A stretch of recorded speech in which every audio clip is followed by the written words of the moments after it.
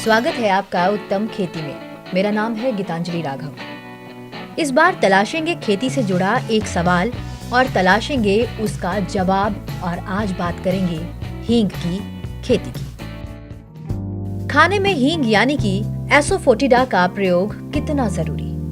मसाला दानी में सबसे जरूरी मसाला है हींग। छोटे से कंकड़ सी दिखने वाली हींग खाने का स्वाद एकदम बढ़ा देती है।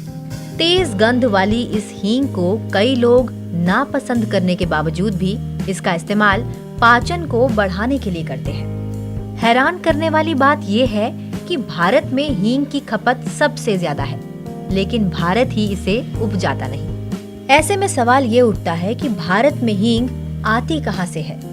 एक अनुमान के मुताबिक दुनिया में पैदा होने वाली हींग का 50% भारत में इस्तेमाल होता है। भारत में इस्तेमाल होने वाली हींग ईरान, अफगानिस्तान और उज्बेकिस्तान जैसे देशों से आती है। कुछ व्यापारी इसे कजाकिस्तान से भी मंगवाते हैं। अफगानिस्तान से आने वाली हींग की मांग सबसे ज्यादा है।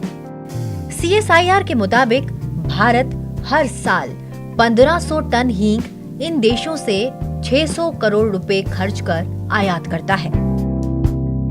पूरी दुनिया में हींग की करीब 130 किस्में हैं। इनमें से कुछ किस्में पंजाब, कश्मीर, लद्दाख और हिमाचल प्रदेश में उपजाई जाती हैं। लेकिन इसकी मुख्य किस्म फेरुला एसफोटिडा भारत में नहीं पाई जाती है। हींग का पौधा गाजर और मूली के पौधों की श्रेणी में आता है। ठंडे और शुष्क वातावरण में इसका उत्पादन सबसे अच्छा होता है। एक हींग के पौधे से 25 ग्राम हींग पैदा होती है, वो भी लगभग 5 साल के बाद। यही इसके महंगे होने का कारण भी है। हींग की कीमत इस पर भी निर्भर करती है कि इसे कैसे पैदा किया जा रहा है। भारत में शुद्ध हींग की कीमत अभी करीब 35 से 40 हजार रुपए प्रति किलो है। इसलिए CSIR के वैज्ञानिकों को लगता है कि अगर हींग की खेती कामयाब हुई तो इससे किसानों को जोरदार फायदा होगा। आपको बता दें कि उत्तर प्रदेश हींग का इतना बड़ा आयातक है कि हींग के मामले में हाथरस को एक जिला एक उत्पाद का दर्जा मिला हुआ है। व्यापारिक दृष्टिकोण के अलावा अगर देखें तो आयुर्वेद में हींग के गुणों का जिक्र बखूबी किया गया है।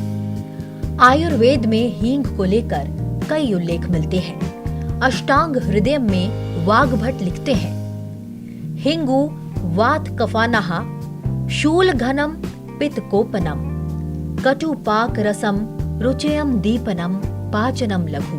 इसका मतलब ये हुआ कि हींग शरीर में वात और कफ को ठीक करता है, लेकिन यह शरीर में पित्त के स्तर को बढ़ाता है।